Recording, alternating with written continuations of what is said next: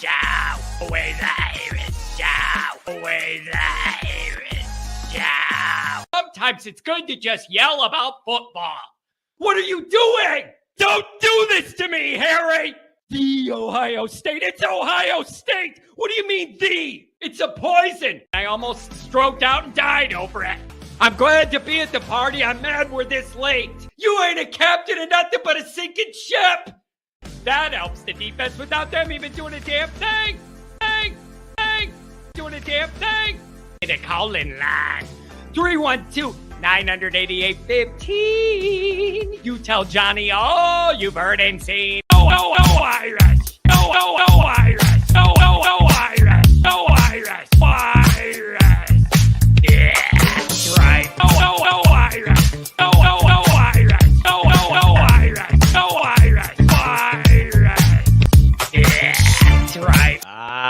That's right. Welcome in. Welcome back, everybody. Happy Victory Monday. This is the show of John wants to know, upon further review, did any of your opinions about the Notre Dame game change after a few days, after seeing what happened to some other teams? Did your opinion change since we did the post-game call-in show right after the game edition of the Always Irish show? Also, check out the threads, folks. I got to angle it so you can see it. We'll let Marcus Freeman cook. Let the man cook on a Monday morning. Let him fry it up. Let the man cook. Let Freeman cook. That's my argument. That's been my argument the whole time, ever since Marcus Freeman's been here. If you get out of the guy's damn way and let him cook, good things are going to happen. I digress. I'm sure that's what everybody was ready for at 9 a.m. on a Monday morning. I don't care. The shirt pumps me up. You know what else pumps me up?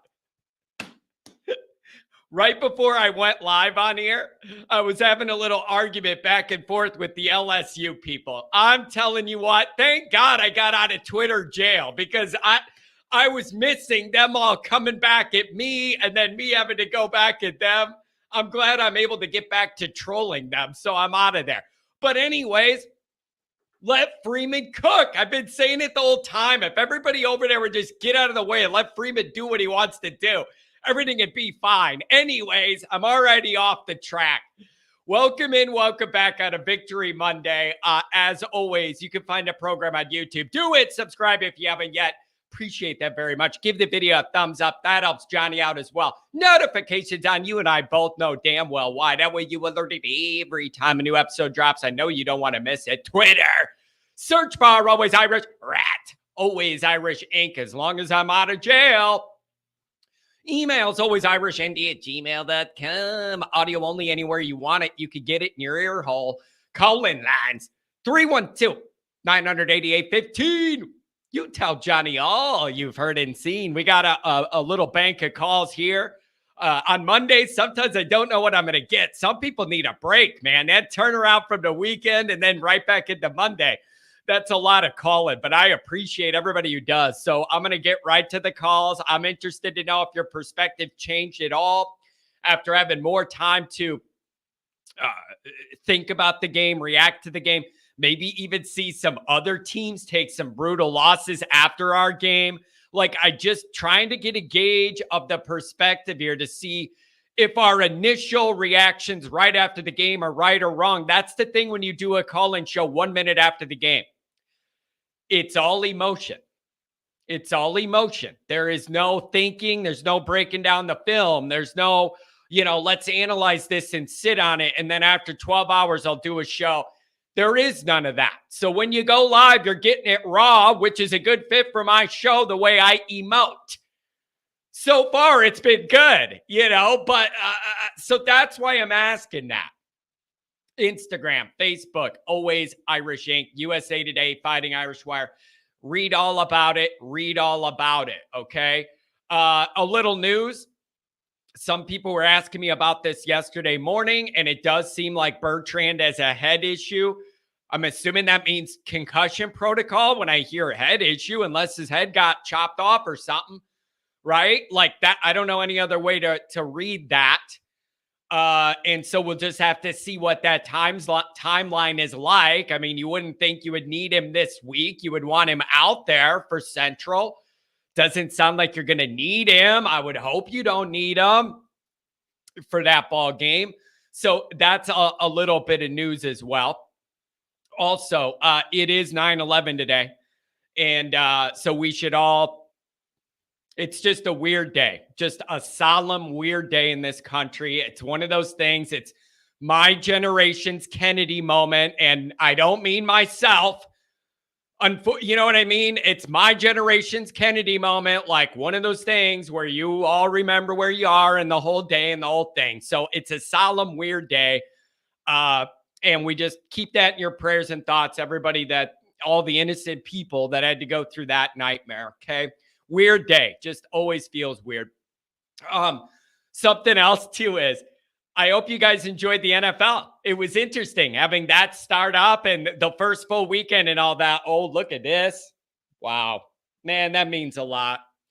Text ND, $50 holler, 845 on the line. Donation for the tailgate. Excited about meeting the Always Irish family. Man, you guys, that's really, really nice. I got to tell you, a lot of people have helped with this. We're not even Mark, I didn't get there yet. Don't do it to me, Mark. It is 9:06 on a Monday. Adam, what are you guys doing? Don't do it to me. Adam and Mark, you know what you're doing, and I haven't gotten there yet, but I'm gonna, and it isn't going to be pretty. I haven't even gotten there yet. 9:06. You guys are doing this on purpose. Let me get through this. I got something for the Bears on deck. Stay tuned. You guys you knew what you were doing, Mark. You're like Mark's clip hunting. That's what Mark's doing. He's trying to get me to stroke out. Use it for a promo clip. I like that. But anyways, I hope everybody enjoyed the NFL coming back and all of that and seeing all those games and having football on the weekends. And that leads me to the Bears. We'll just do it. I'm going to make it quick. This is a Notre Dame show, but there's one thing that stands out to me I'm not letting slide, and it pissed me off all summer, and I'm going to just nail that, and then we'll move on from the Bears. Number one is thank the good Lord, baby Jesus above me, that the Bears do not trigger emotions for me. I never miss a Bears game. I watch every one, but it isn't emotional. If they win or lose, I'm not going to be crushed or happy or whatever. It's Chicago football. So I can watch it unemotionally. If I was tied in with emotions the way I am with Notre Dame, I'd be dead. This show wouldn't exist. There's no way, you guys. If I operated with the Bears the way I do with Notre Dame, I'd be dead. Do you know how many Saturday, Sunday nightmare combos there would have been in my life? I would be in a casket. There's no freaking way I'd be alive. My heart would explode. My head would pop off my carcass. There's no chance a guy like me would be able to live that way. Here's my beef with the Bears. They were the worst team in the league last year.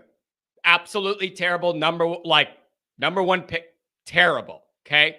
Horrible team, accomplished nothing. Then you get into this training camp and they acted like it was a country club retreat. We don't need to hit hard in camp. None of the starters need to play in the preseason games. Fields, do a couple handoffs, throw a couple flare screens for one series, maybe two, and then you're out. Not a lot of hitting, not a lot of intensity, just starters not playing a lot in any of those preseason games. And the Bears all told you, we got it all under control. We don't need to hit hard in camp to be ready. We don't need the starters to all play to get our timing down on the O-line and get Fields going and all that. We don't need that. They all told us that they didn't need any of the time afforded to them for preparation of their first game. They told Chicago, we don't need it. We're too good. We do not need that.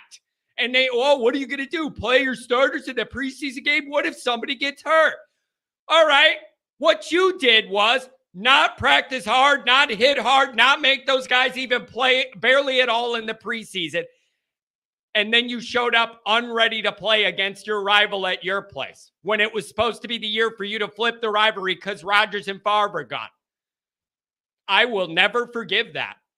Who in the hell do you think you are when you were the worst team in the league last year to have the arrogance to think you didn't need to hit hard and practice with your guys in the time the NFL provided you the time just to do that? They thought they were too good for it. They told Chicago, we don't need that time. We're too good for it. Well, you're not, and you're bad at football, and you're terrible. And it was an absolute embarrassment joke, and nobody should be surprised. It's the Bears. But it offends me to no end that you went out there and your timing was off, your rhythm was off, you were out of sync, you couldn't match their physicality, the timing was off. All of those are things you could work on in the preseason. They did not think they needed it. They told you, we don't need it. You guys, the media, you're silly for asking, why doesn't a last place team need to get physical in camp and really work on things? They told you they didn't need it. So I thank the good Lord it's not emotional to me because yesterday would have been a bad day. It is really bad. Every throw was like a flare to the sideline screen with no blocking, and they throw deep once, and it was a touchdown, but they apparently don't trust Fields to do it. Oh my God, what a mess. That defense, all of it. Anyways, that's it. I don't want to make it about the Bears. I'm just saying it offends me a lot when you acted like you were too good for camp, and then you showed up totally out of sorts and unprepared in every way. This is a rivalry game against your hated opponent, game one at your place on the lakefront, not a cloud in the sky, and you ruined the day. They were ready to play, and you couldn't match their intensity. You couldn't match their physicality. You couldn't match their emotion, and it doesn't matter who the quarterback is at that point. You caught another loss, so bad. You better beat Tampa Bay next week because then you go to the Chiefs after that, so you better get that one. And just nasty. All right, I'm over them. Let's do a couple of the super chats, and then we do have a bank of calls already I'm going to get to, okay? But I want to honor these super chats. Appreciate everybody being here on a Monday morning. Sorry about the yelling before 10 minutes in at 9 a.m. on a Monday, but I don't get to determine when I yell. It depends what happens. Like, if nothing stupid happens, there's not much for me to yell at. Don't blame me. I just react. Let's see. Mark. Final scores and stats can be deceiving. It was a one-possession game in the fourth until two interceptions made it a blowout. NC State defense is good, and our offense looked lost at times. Both can be true. Mark, I've been in my brain. I'm struggling with all this. All summer, when I was looking at this schedule and we were doing these shows, looking forward at what was coming down the road and all that, we all had NC State circled. Because when you look at that first 4-game block leading up to Ohio State, obviously NC State was the biggest test. That wasn't a secret. It's something you knew since the schedule came out. It ain't no secret. Everybody knew it. It was right there for you. Everybody had that circled all summer. Before the game, any of Navy before this season, I was saying circle that. Get a win. I don't care what it looks like. That was my position all summer. Looking at that window, knowing that NC State game was that leverage point between undefeated entering Ohio State, probably undefeated. I'm knocking on wood with the Always Irish Tailgate game. I'm not kidding you. If they lose the Always Irish Tailgate game, I don't feel like I could come back to campus. I don't get to host a big party like that, and we're drinking our beer for breakfast, and then we go lay an egg against Central and ruin the vibe for Ohio State. I think I might be blackballed from campus at that point. So you can't do that. But we were all looking at NC State as that game. And I went into it saying, as long as you win by 1 point or more, I'm not going to bitch. And I'm not going to complain. You just got to get that win to maintain that 0-loss record heading into OSU. So all summer, that was my opinion. Then the game happened. We win 45-24. And now I'm in that moment where I'm going, all right, man, no matter what it looked like, look at that margin. I don't think I had Notre Dame winning by that margin in my mind, even on the plus side, no matter really what happened. And so I'm in this spot where, yeah, there were some things I didn't like and I wanted cleaned up. But all summer, my opinion was just get a win and I'm going to be happy. And so who am I to come back now and start nitpicking 45-24? But at the same time, you're college football fans. Even in a win, you want to look at areas your team can improve. And I understand that too. You know, and here's the other thing. There is never a more fun time to go back and watch game film and find areas your team can improve than when you beat a team by the score of 45-24 at their place. That's the other thing. Like, it's a lot more fun to want to go through and say, here's what we need to improve when you already got a big win in your back pocket. So I'm open to all of that. Even on the plus side, if this game went great, I don't think I thought we were going to win by that margin. Did it look like that final score? No. Did it feel like that final score? Not to me most of the game. So that's where there's a little bit of you're in the middle here. And I think that's fair. Callers, hang with me. I'm coming right to you when I get through these chats. C. Jones. Last week, I challenged Marcus Freeman to have his team prepared, go on the road and win. Check. Now, clean up the mistakes and dominate on Saturday. Go Irish. Yeah, for sure. I want to know, and I still said this, and I wrote this in my USA Today post-game column. I think it went out yesterday morning, first thing, is what I was most impressed about with this was just the whole operation. These coaches are creatures of habit and routine, and all of that got messed up because you were on the road in this monsoon and it changed the timing and the dynamic and all of that. Notre Dame's coaches are doing a good job this year. I think they got these guys on point and they're doing what they need to do and they look put together. Not an easy day to coach on the road in the ACC with weird conditions and a team that was fired up to play you. All of that was working against you and you figured it out and navigated it. Now, do I think they should have some other nutrition other than sending the equipment people to go get wieners and nachos for the guys during the break? Yeah, maybe.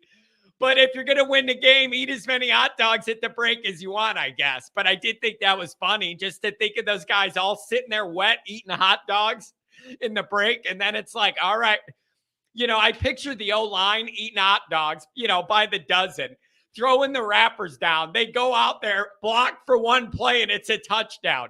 Maybe they were fueled by the hot dogs. I don't know, dude. Oh, man. Since that awful loss last season to Stanford at home, the Irish are 9-1. Freeman's figuring it out. Freeman appears to be significantly more comfortable in his dynamic right now. Now, you want to know what my sarcastic response to that would be? Yeah, no shit. If I had Sam Hartman instead of Buckner and Pine, I'd be walking around with a smile on my face too. I would be able to get more sleep and not have rings under my eyes like everybody did last year too. I wonder how much of that is Freeman walk around going, at least I know I got a quarterback from the real world. I'm not acting like the guy's Joe Montana in his prime. I'm settling for Freeman must feel good to know he has a quarterback from the real world. All right? So that alone probably makes him walk around a lot more confident and comfortable. Pat says, happy Monday, John, and always Irish Nation. ND appears to be holding up their end of the deal with the great shot being 4-0 entering Ohio State. Stay healthy, beat CMU, and move on to the first of the three. Go Irish, beat Central. Now, I'm interested to know what Notre Dame and Marcus Freeman are going to want to work on this week in their final tune-up before Ohio State. There are certain things and looks and presentations and play sets that I'm sure they don't want to show. You're going to see some new wrinkles against Ohio State. That's the way you game plan for that particular game. But I do want to know if there's things they really want to emphasize and work on against Central, what that will look like, and if we'll notice it, and how that's going to go. But I am certain there are certain things that Notre Dame is holding back from Ohio State. I don't know why, but I have this in my mind. Those tight ends, I think, are going to be heavily involved against Ohio State in the pass game. Here's what I want to see. I want to see Notre Dame use all those running backs we have in a lot of different ways against Ohio State. You have guys out there that are quick twitch, get them the ball. They can make some trouble happen for a defense. And I'm going to say this. Notre Dame has more of those guys now than they've had before. Think about it before. You were like, you knew Notre Dame had one or two guys, the tight end and one other guy that could make a play. And that was like the big play excitement. Notre Dame has more dangerous weapons now than they've had recently. You need to use that to your advantage to stress Ohio State. And if that means getting a couple of those running backs out there and you don't know who's blocking and one's going out for a pass and finding a spot in his zone and you just dump it to him and he jitters and goes, I don't know. But I think those tight ends and all those wide receivers, I would use those guys to cause confusion and problems. And if you do that enough, maybe Ohio State will be worried about those guys. And then Tobias gets open deep or something. I don't know. But against a team like Ohio State that you know has athletes everywhere, you need to stress those guys any way you can with big play potential. Those running backs are a big opportunity for Notre Dame to do that. Scheme something up like that. Scheme something up. $5 holler from Paul Conley. Good morning, Captain John. Can you give details for the north parking lot tailgate? Hartman, please protect the ball and stay in one piece. No dumb injuries in this game against Central. More details for the north lot. I will be posting a picture of a map on Twitter and on the community post here where you can post pictures and type things out. I'm going to be posting a map highlighting that lot so everybody knows where it is to walk to it or whatever. It's not that hard to find. It's just not right in the stadium lot. I am going to be providing a map. We'll be there early in the morning till the game starts. Everybody's invited all day. Bring anything you want, but we'll have supplies there. I'm going to have my flag up. You're not going to be able to miss it. So if you're in the area, you'll see my white, always Irish flag on a 20-foot pole. You ain't going to be able to miss it. So that's going to be the dynamic. But it is a little quirky, that location of this north lot. I'm going to post a map, literally circling it, highlighting it so you can see where the stadium is, touchdown Jesus, and orient yourself to where this is going to be.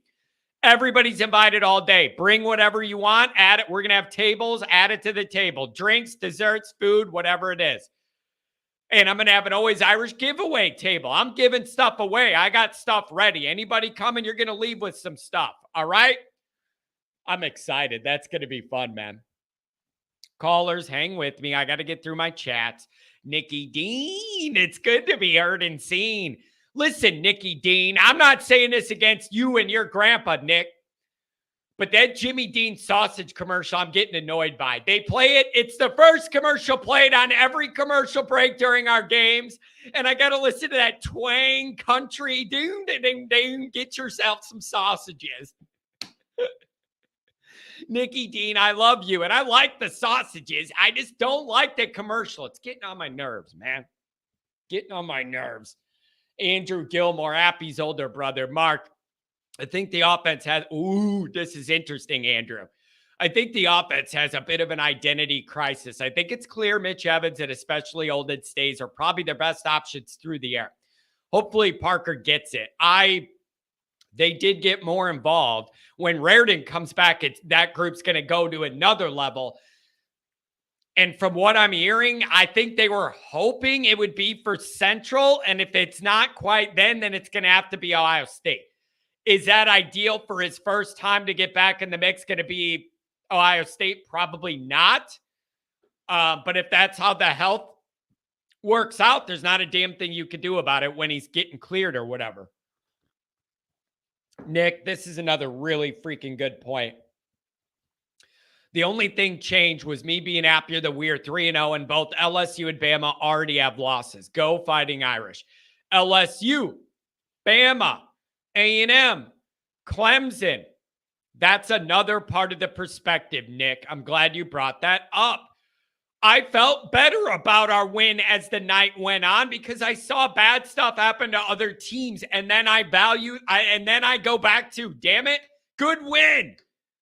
Good road win. Tough road win.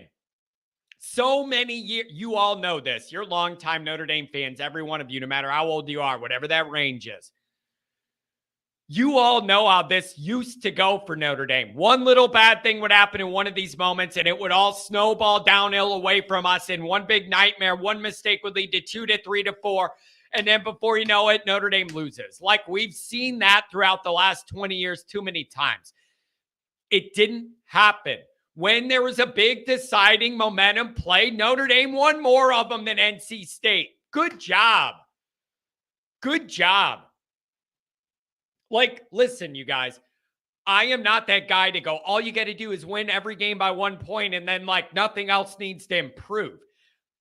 My mentality of you just need to get a win and keep it moving doesn't apply to every game. That is specific to moments in time and circumstance and dynamics.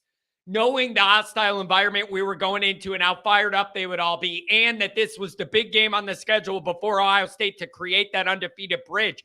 All of those unique circumstances are what made me go in going, just win the game, and I'm not going to complain about that much. And they did more than that. It wasn't the prettiest thing in the world, but what is in a hurricane? So, I don't know. Bob Kelly, Brian Kelly's brother that doesn't want to be. John, you should get your dream job as motivator under Freeman. And then with your clout, can you hire me as the water boy? What is your take on these ACC officials, USC officials in disguise? Garbage. Bro, I don't know what you need to do, but if I'm Notre Dame, you gotta find a way to put a writer in these contracts for each of these games. I don't give a shit about the agreement with the ACC to play them a handful. Do you need neutral refs or we're not playing you? You need neutral refs or we're not playing you. I don't care. There's got to be a Big Ten crew that's on their officiating by some week of the year that they could come over and do a game. I've never, ever understood or liked Notre Dame letting the other team's home refs do our games. I've never understood that. I've never liked it going back to being whenever they started doing that or whatever. I don't like it. I'm putting a writer in the contract saying it's got to be from a neutral conference. We're independent, can't be the ACC, or if we're playing the Big Ten, then it could be the ACC. Figure it out. That's what I would do. It's garbage. Absolute garbage. Our guy's pinky hits his helmet. Oh, roughing the quarterback. Why don't you rough your own face? That's garbage. That's garbage. Man, hate it. C. Jones. Did ND play a perfect game at NC State? No. Did they play mistake-free football? No. Did they win by 21 on the road? Yes. There you go. Like, that's what I'm talking about. Other ND reporters and fans have really spun Merriweather getting caught from behind by a linebacker. Maybe that linebacker was fast. Yeah, if it was Keon Coleman, they would have scored. Listen, man, I expected a little more burst. I expected just a little more burst, but I'm glad he made the catch in traffic and all that. I really am. Andrew, I agree. The first two possessions went 3 and out, then finally moving the ball at will, only to get cute with the failed flea flicker. Got a field goal, but Parker's first 3 drives, F. Yeah, and I don't know whether it's one of those feeling out periods. We always want to start fast, but it felt like there was a feeling out period, and Notre Dame couldn't do diddly poo. And then they figured some things out and started being able to find a run crease a little bit. I don't know. Yeah, Holden Stays that's a big weapon and a big target. Yeah, big target. Oh boy. All right, let's get into some calls. Let me do the super chats and then I'll keep rotating the rest of these through and talk about the good ones. Let's get into this. $5 holler from Zach Schwager. Can't wait for the Always Irish Tailgate. The old lady's first game. Slow converting her from Oscar fan to an Irish fan. Go Irish. Oh boy. Oh boy. That's a lot of depression in your family. between having a Notre Dame person and a Nebraska person. You guys must hope you got a good therapist. Oh my God, that's a rough way to live. $2 holler from Steven. Go Irish. Never forget the Giants suck. Oh my word.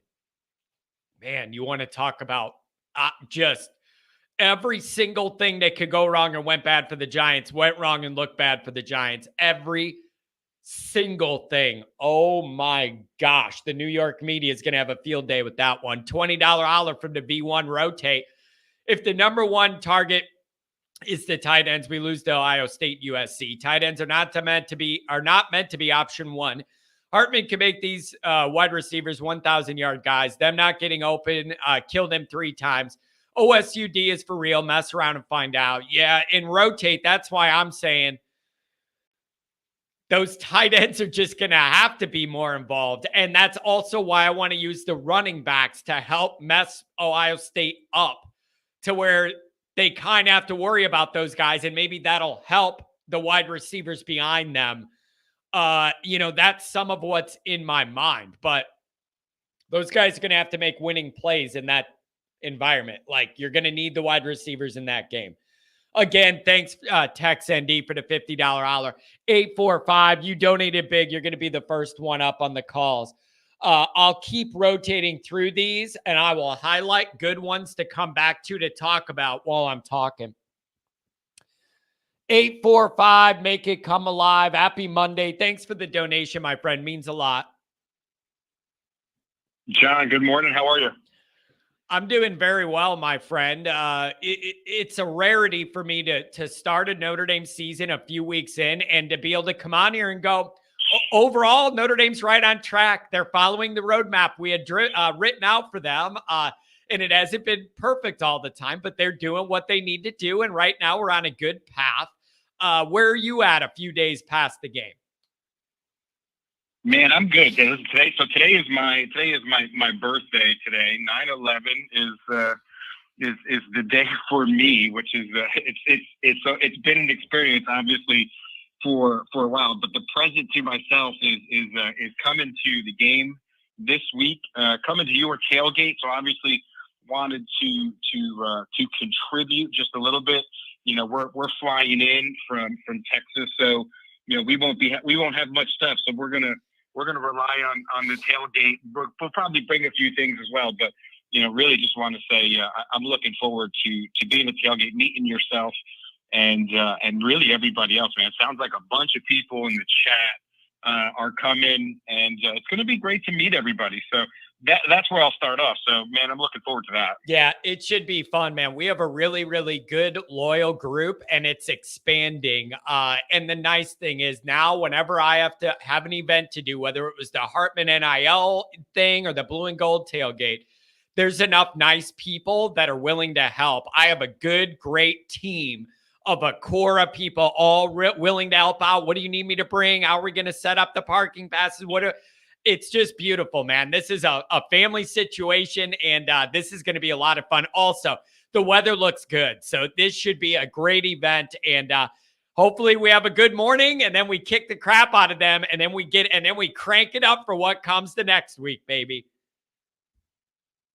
Yeah, I'm looking forward to it. I say too, post up anything that you need. We're obviously driving in. I got a friend that lives in Chicago, so we'll if anything's needed, we could certainly bring a few things as well. So, man, like I said, really, really looking forward to that. And I know that Central Michigan, I think, won a close game this past week, so they should be coming in with a little bit of fire as well. So, again, I think we're going to get a pretty good game. Looking forward to it. In terms of, I'll make you feel a little bit better because you guys were just talking about it, but I am a first and foremost a Notre Dame fan. More than anything. Secondly, I'm from New York originally, and I am a New York Giants fan. So the Giants, I mean, man, you want to talk about the Bears being bad? The Dude, Giants were just horrendous. That was really bad. And you know what else didn't help is it was the prime time situation with everybody watching. Like, it was awful. And like, I know it was bad weather, but both teams were playing in it. That was really terrible. Let me ask you this. Has your opinion changed at all of your initial reaction from the NC State game, or has it remained pretty stable the last couple days?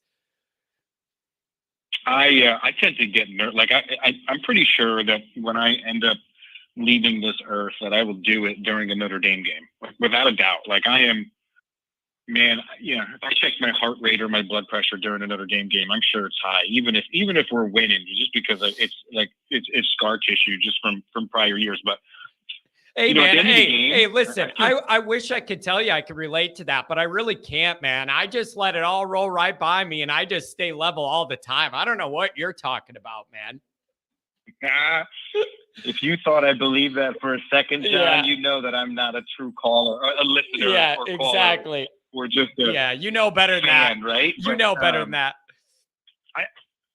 I think a few things. One, I don't think we win that game without Hartman. First and foremost, I think that he was cool for all that was going on. I think he was exercising some demons at the same time as never won in that stadium. So that was really, really big for him. I think ultimately as well, like seeing Notre Dame go through the adversity, whether you look at, and I think honestly, more than the storm, I think it was the officials. I think it's clear the ACC does not want the win streak against their teams. I think we're 26 or 27 or 28 wins in a row. I think it was 29 now. I thought we had 20. It's either 28 or 29, and that is an impressive run. Join a conference. And then I bring up that record, and then everybody goes, well, not that one. Nothing's good enough. It doesn't matter. Nobody cares about, they don't want Notre Dame to succeed at all. I get it. No, I agree. And I think it's clear. I think that the refs have it out. And like you said, whether you look at the rough and the passer call or just a few other ones, it was almost like every time we had a good play, I would hold my breath for a few seconds and just wait to see if there was a flag thrown, because I was just expecting one almost every play. But you think about just adversity, like the rain delay. Yep. You think about the crowd. You think about the fumble. You think about them making their comeback. You think about the officials. Like in the past, we don't play that well. We don't pull away. That's a close game, and maybe we pull it at the end. Maybe we don't. But I would say, like in terms of the thing I liked about the game was we faced a ton of adversity from almost every angle, and we came out 45 points against that defense is something to talk about. That was a good showing. Yeah, and you know what I read? I believe this is the most points Notre Dame scored in the first 3 games of a season since 1932. And I realize, I fully acknowledge the opponents have not been great. That is still a good sign overall. That 1932, that's a long time ago. So it's still a good sign. I don't care who you play. I like to see it.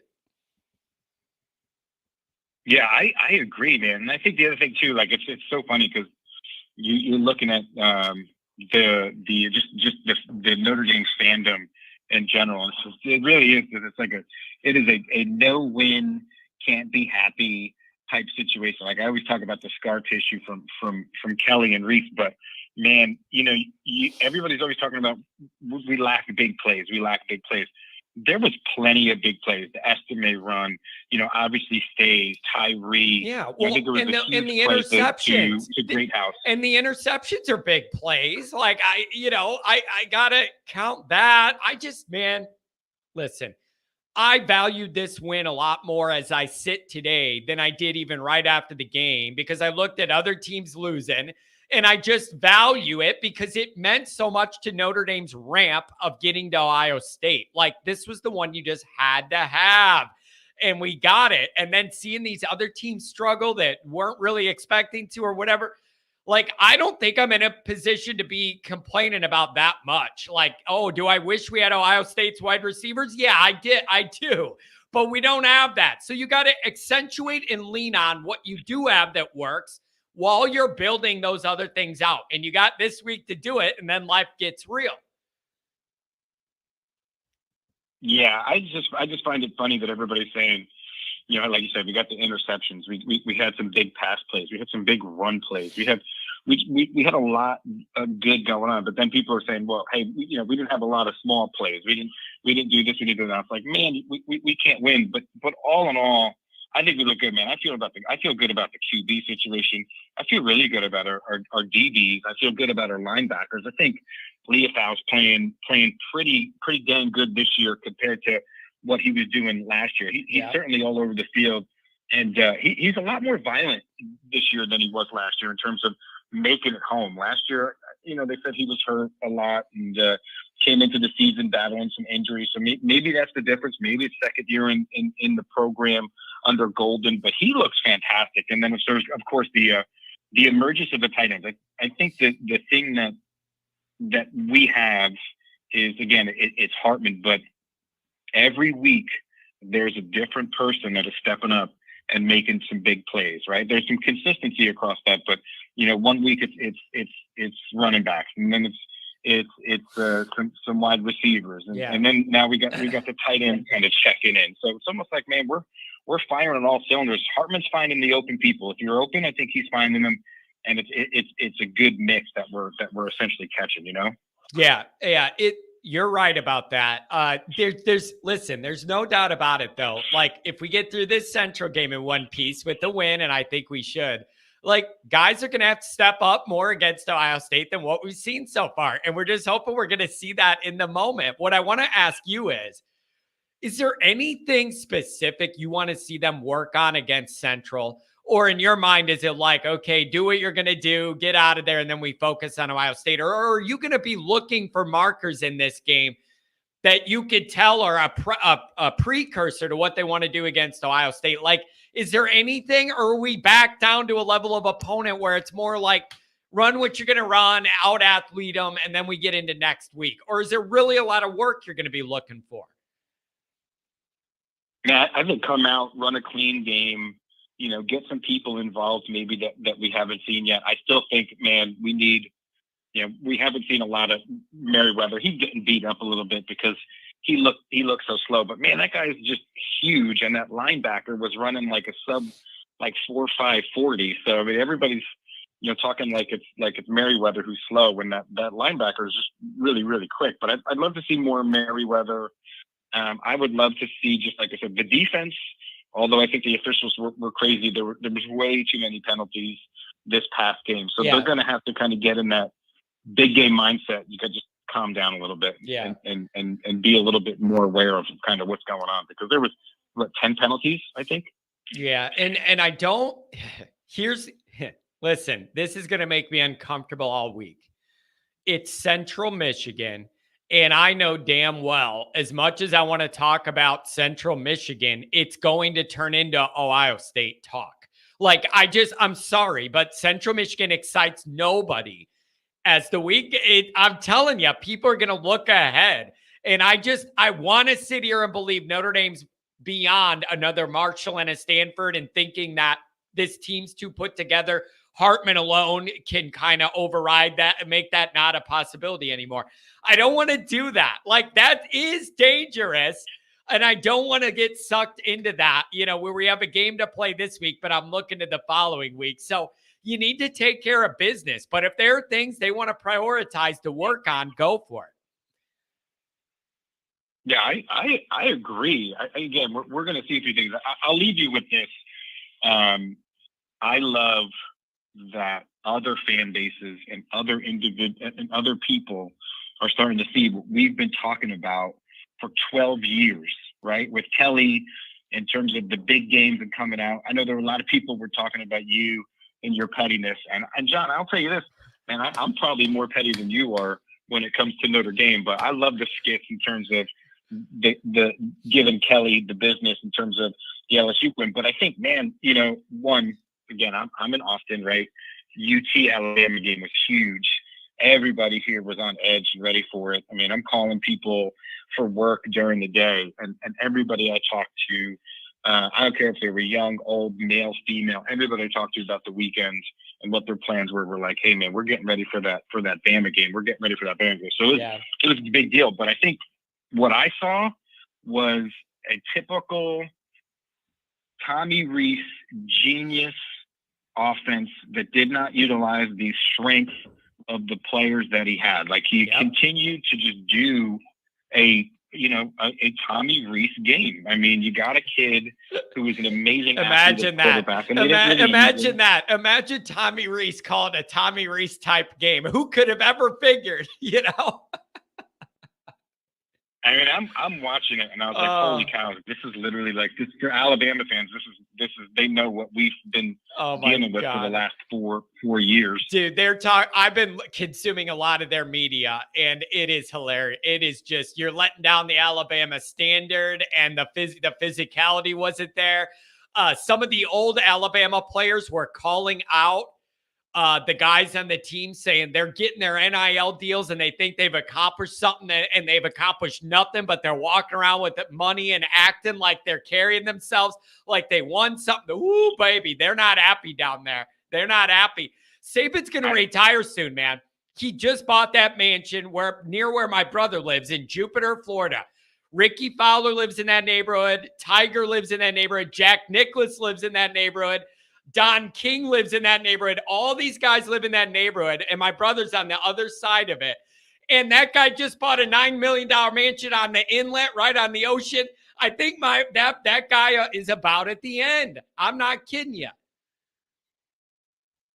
Yeah, I don't have social media, but man, it seems like, and I saw a lot during the game, I guess, and just people were kind of saying stuff, but I haven't. Are people really bagging on Rees right now, or are they just kind of saying it's a total team failure? No, the Alabama people were questioning the way they were structuring some of that stuff, saying that it didn't put that young quarterback in the best position to maximize his skill set, and that it was just kind of mismatched to what they thought he would be able to do. So they're not happy with it. They were asking him to do stuff that isn't his strengths, and he was uncomfortable. And so whatever, man, that's their problem. That's their problem. Absolutely. Well, listen, John, I won't keep you long. I'm sure you have other callers. I'll give you this one last thing, and then I'll jump. Man, like I said, I'm super looking forward to meeting you and Pat and really just everybody else. Somebody in the chat at one point in time was like, man, we should all just have name tags with our chat names, so you kind of know who everybody is. I was gonna say, man, freaking hilarious, dude. When I meet people at these events, the Tailgate or the Hartman NIL deal that I sponsored, that's how people introduce themselves. I'm easy to find because my dumb face everybody knows, but people just walk up and go, "Oh, I'm Irish guy 547 on your chat," and then I'm like, "Oh, now I get it. I never know the name. It's the screen name. That's funny." Oh my God, it's hilarious. So I'm watching the post game. Obviously after the game, and my daughter's sitting there, and my wife says, she goes, your father is going to go meet him on Saturday when we're in Chicago. And my daughter, I mean, you're on TV, obviously, she to her, you are just a huge star. You are a TV personality. And she goes, Dad, you're going to meet him? And I go, yeah. She goes, do you think he's going to be mad the whole time? I said, no, he's not going to be mad. She goes, I am so jealous that you get to meet him. He's like a star. And I just, man. She lit up. I just thought it was really, really That's funny. Sweet. Man. I appreciate that. I shouldn't have much to be mad about. I'm going to have a Miller Lite in my hand first thing in the morning, and Notre Dame's undefeated. I'm going to be in a great mood. This is going to be a great weekend, man. Yeah, and I think I'm going to take your advice. I think we're just going to do white lot to pull in just off the tollway, and then just kind of get a either walk or get a ride over to the north lot, try to find the flag, and then hang out with you guys till the game. They will have those buses running free from the white lot all day. Get on one of those free buses. It'll drop you off right in front of Touchdown Jesus, and then it's kitty corner from there. That might be the easiest thing to do. And those buses are free and they're obvious and they run all day. That might be the answer. Yeah, and I don't have social media. I may shoot you an email.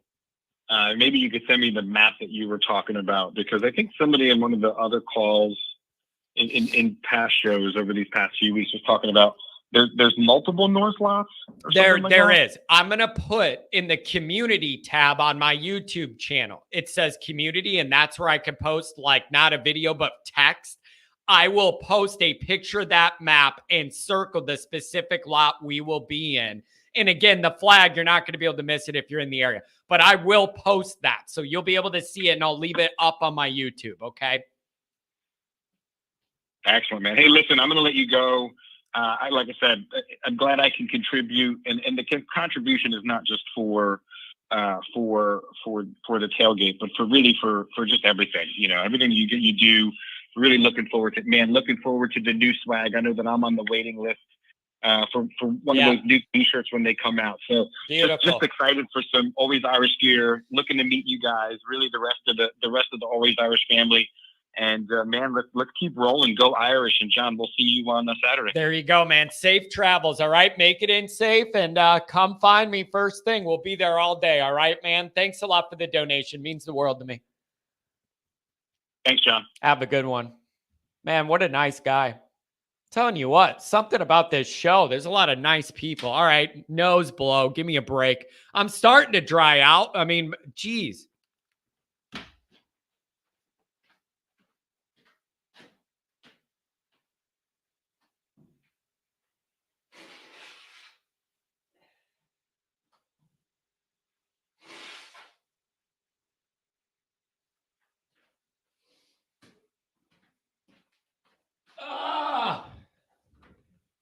Here we go. Yeah, that's the one thing about the Rudigers. If anybody saw Angela, our Rudiger, they're Packers people. That's the only thing with them Rudigers. So all through college and being with Rudy and everything, Angela, I called her Rudy, and you just had the Bears part, and then she was around on the Packers part. There were some iffy weekends there in college. Oh, man. 937. You're on the air. Good morning. What's up, John? How you doing, baby? I'm doing good. Hey, Notre Dame's undefeated, trending in the right direction, as a big opportunity to complete their undefeated bridge to the Ohio State game, and then we see if Notre Dame can change some narratives. That's what's on my immediate roadmap. Oh, I'm the guy that always says we're going to go undefeated, Johnny boy. Well, if you're gonna say we're going undefeated, then I don't even know what we talk about. Just say Notre Dame's gonna win. Notre Dame's gonna win. Notre Dame's gonna win. Oh man! Hey, let me ask this. I want to know: has anything changed in your immediate reaction to the game? I am valuing it more the further we get away from it, and it isn't so much how we played practically. It's the overall program overcoming the adversity of that moment and that day and the unexpected elements and the unexpected referees playing for the other team. All of those challenges, they're all fired up. It's more about Notre Dame's resolve overall to make the plays in the critical moments to get that damn win, get out of that swampland, and get back up here and get serious. They did what they needed to do, and I'm going to value it more today. Wasn't the prettiest thing in the world, but those are those games that make or break seasons. You get into November and you look back to a game like that in a monsoon and you won 45-24. I'm happy about it. And I know that's awkward because I'm never happy about anything, but I'm happy about that. I feel like I bring out the best in you, though. I can make you happy, say something, you go right back in the normal John. So I feel happy about it. I don't like how some of you guys know how to push my buttons. And if you just it's just like, I know what I'm going to say to get John cranked up. Let's go down this line. And then I'm just off. But I want to know, man, has your opinion changed about it? Or are you nervous about the things that didn't go great in that game? Or are you just looking to move on and just take it and move on? Where are you at? I am on a whole different path. I love the game of how we played. Number two, we stuck to our guns and we stopped running the ball no matter what. Also, we have to keep adding new wrinkles, but we don't want to show everything at once. Yeah. I mean, I know we don't throw it deep yet, but at the same time, the more film we get with Hartman to Ohio State, Clemson, and USC, the more their defense can prepare for it. So it's kind of like when we tried to run that weird tight end play, and they made an adjustment on it, even though we never ran it before. They somehow schemed the right way. I have to assume that Jared Parker has a bunch of other plays just for Ohio State. Me too. And we don't want to get deep into the bag in it. I mean, the biggest thing about the game now on Saturday is, as you say all the time, we have more talent than most teams we play, right? But that team, again, monsoon, hostile environment, they think they can knock us off. Man, we got to get that. Here's the other thing, though, and I've been bringing this up my whole life, and it gets poo-pooed by a lot of people, usually not our fans, but other fan bases have no respect for this. I say it all the time, every season, when we break down the schedule. It is hard to match emotion when the emotion isn't the same on both sides. And it always comes into play with Notre Dame, where all the teams we play are not USC and Ohio State or Clemson or whatever. And they're lower level, like teams that don't excite the fan base, get the team like foaming at the mouth to go beat this team.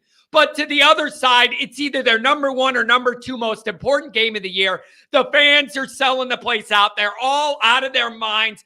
They practice all summer with different plays just for the Notre Dame game. Like, it is hard to go in there and blunt that on the road, where for them, it's a huge deal. The number one or two game on the schedule. But for us, it isn't. You can't fake that emotion. You got to be mentally strong enough to just block theirs.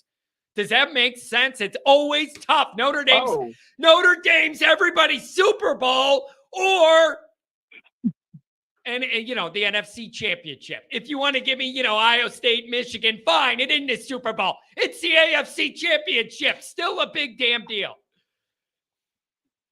Absolutely.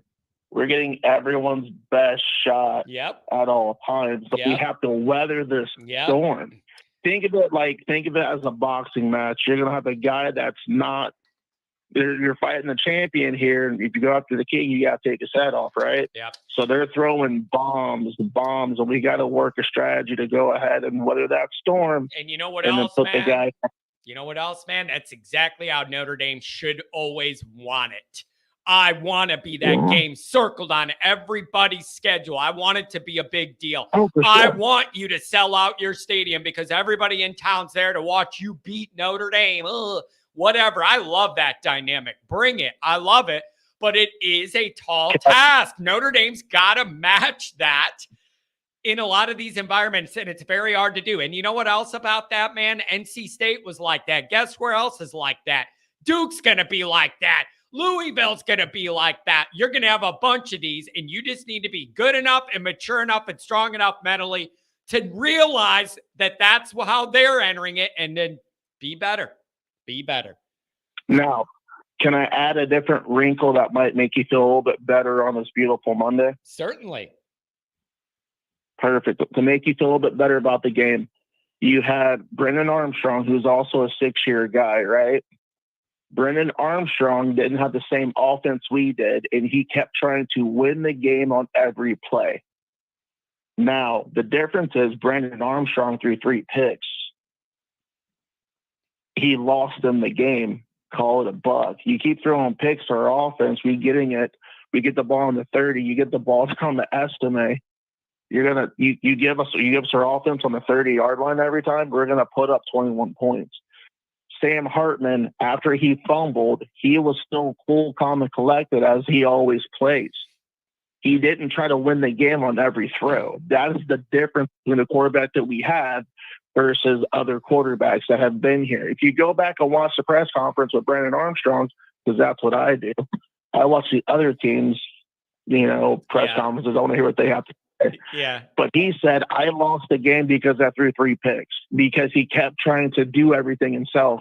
Yeah. Hartman has the maturity to understand he doesn't have to win the game on every throw. Yeah. Now, he just has to find the guy that's open. Now, in defense of NC State's quarterback, I will say I would feel like I could distribute more too if Notre Dame's got better skill talent on the roster and deeper in a better, situation there than that kid did. And I get that. But listen, man, the way I look at it is there were multiple points in that game where it could have leaned one way or the other. And fortunately, Notre Dame ended up making the play to lean it back in our favor. they did that enough times that it added up to be this win. That is a good sign. I am impressed with the staff so far. I think this Notre Dame staff's done a pretty darn good job this year, exceeded my expectations early. And I'm acknowledging the weaker competition, but for what I'm looking for, they've done a little bit of a better job than even I thought they would on the high end. Seems like everybody's on point, ready to go. The player leadership's good. Freeman seems comfortable. Everything's trending up. Beat the ever-living shit out of Central Michigan, stay healthy, and then we crank it up for the next week. I'm already getting worked up over it. I've done my job as an always Irish fan. I'll send you the medical bills. Come on. Well, I got good insurance, baby. Send it down. Hell. Now, I'll say this. One last thing about this game before we get on to Central Michigan. I didn't understand how Hartman got sacked by a face mask. He got thrown down by his head, right? Yeah. And they didn't call any face mask at all. Dude. They so then you have that play, and then we go on, and I think our defensive tackle got a hands to the face because he touched the crown of the helmet. Yeah. And it's like I'm sitting here watching this. Like my poor wife is trying to just watch the game with me, and I'm like losing my mind. And their scoring drive, I think we gave them 55 yards of offense. And I'm just like watching this, like these aren't penalties. They're trying to will NC State into the game because it was starting to turn into a bloodbath. It was, I don't know. Dude, it was something. It was just bad. And I'm just glad Notre Dame overcame it and it didn't cost us or whatever, but it was obviously a bad job.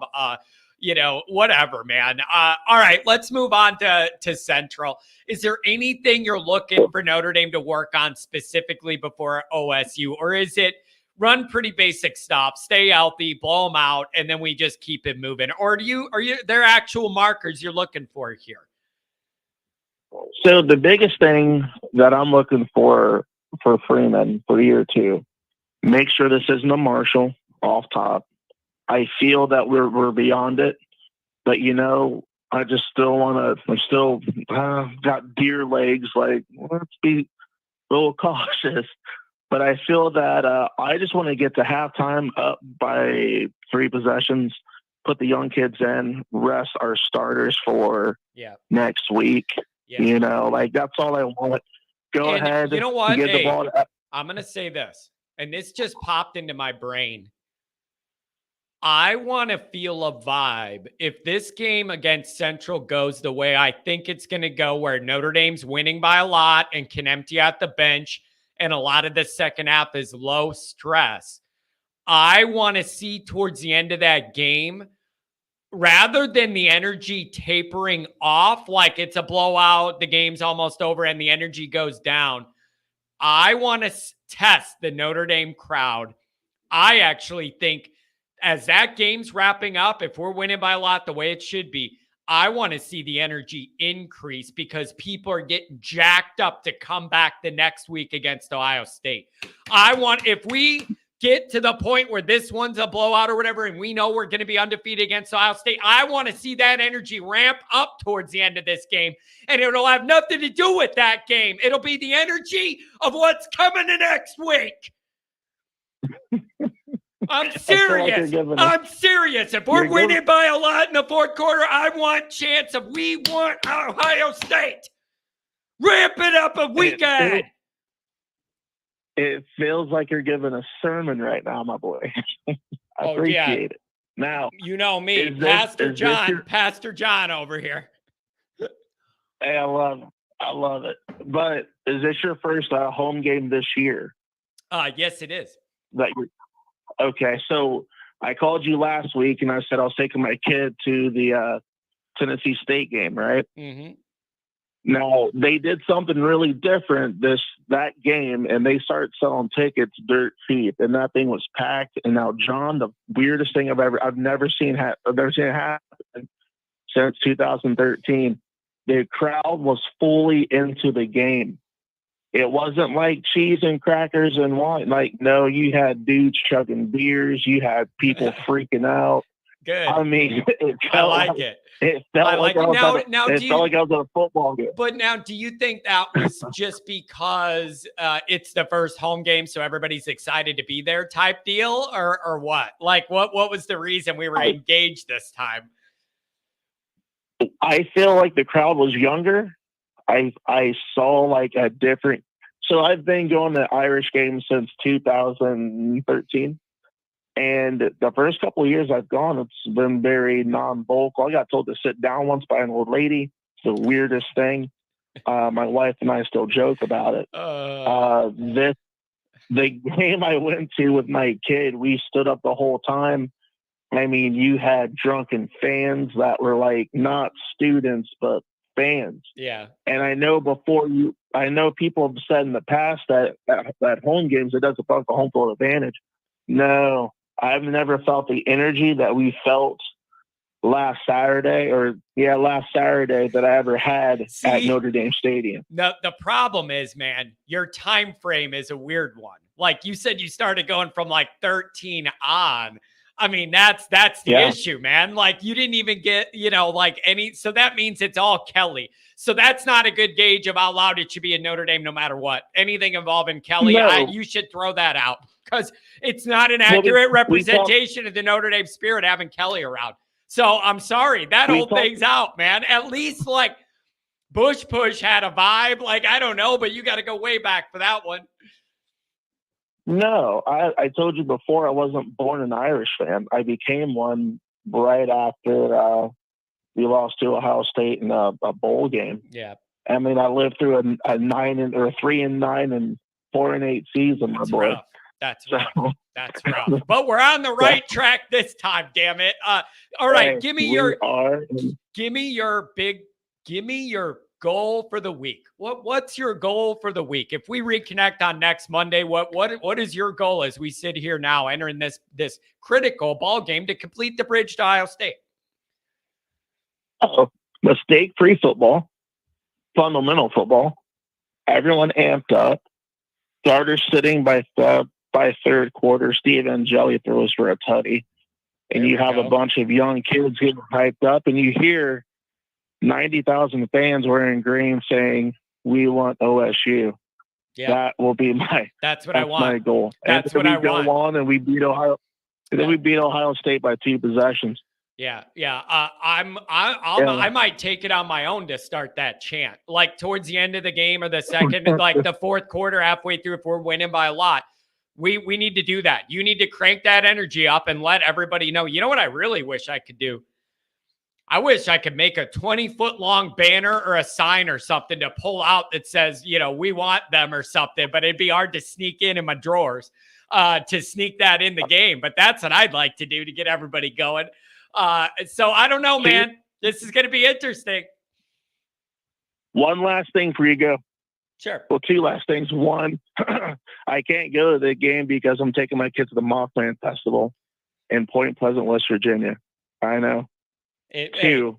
Good family, man. Thanks. Record it and turn off your phone, and then you'll never know what happened either way. And then watch it later. That's perfect.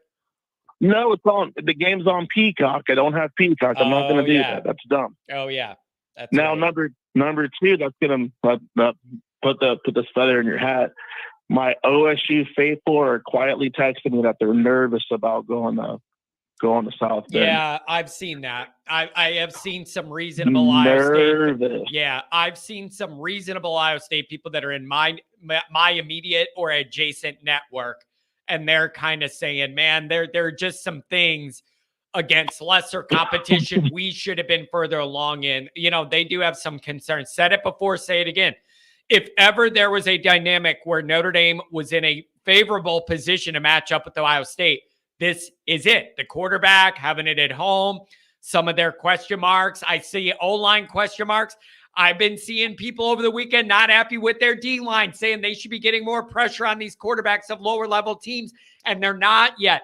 Like, if ever there was a year to catch them, guys, it's going to be this one. So Notre Dame's got to be ready as long as they take care of Central. Well, I think we'll take care of Central. But again, the biggest thing, though, I want this win next week. I mean, I need this win, John. I need it. I don't want it. I'm gonna need it. Yeah. And so that way, because we don't play them all the time.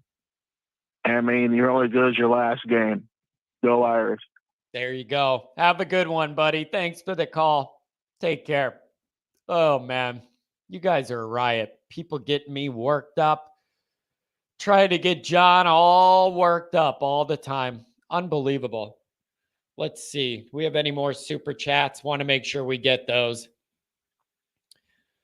$2 holler from Mike Gross. BK equals wine and cheese crowd.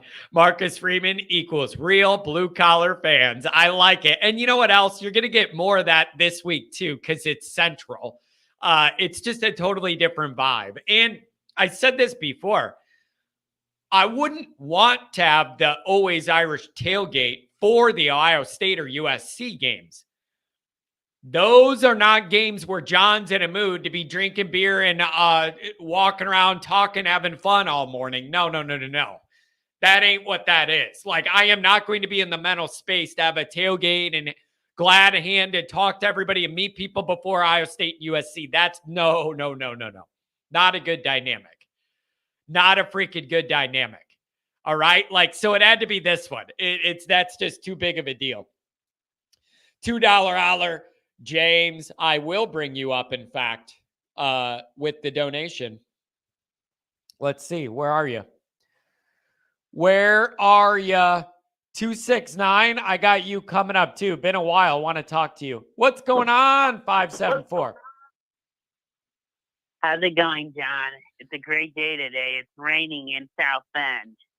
Yep, it's raining where I'm at as well. And I am fully prepared to have a good tailgate and to be over in your stomping grounds this week. I know. I'm excited for this game, too. Hopefully Notre Dame can put it on them in the first half. We don't have to hang around with this team. Hopefully the crowd's excited for this game. I mean, go out and buy a ticket. I mean, the game's on Peacock. If you can't watch it and you live in this region, buy a ticket right now. Just buy it as cheap as you can and get in the stadium. They are really cheap. You could get tickets, bring your kid, bring your family. It's like $60 plus fees or something. Like, you're never going to find an easier ticket to get. There's still seats available. I looked this morning for some of the people in my group. There's still seats available. It's an in-between. Everybody's looking to Ohio State, what's coming. Notre Dame's got to take care of business. I'm not overlooking this. I do not want to turn this into an Ohio State 2-week buildup before this game. That would be a mistake. Notre Dame's got to be focused and have a good first half. Yeah, they just have to take care of business. They have to go out and just put this team away out of their misery early, take this MAC school out early, and then start the backups, the same game plan we had for Tennessee State, basically. And then start gelling all the guys so no one gets hurt, and then get ready for Ohio State. Because if we win, we know College Game Day is going to be here. All the celebs are going to be here, and this town's going to shut down.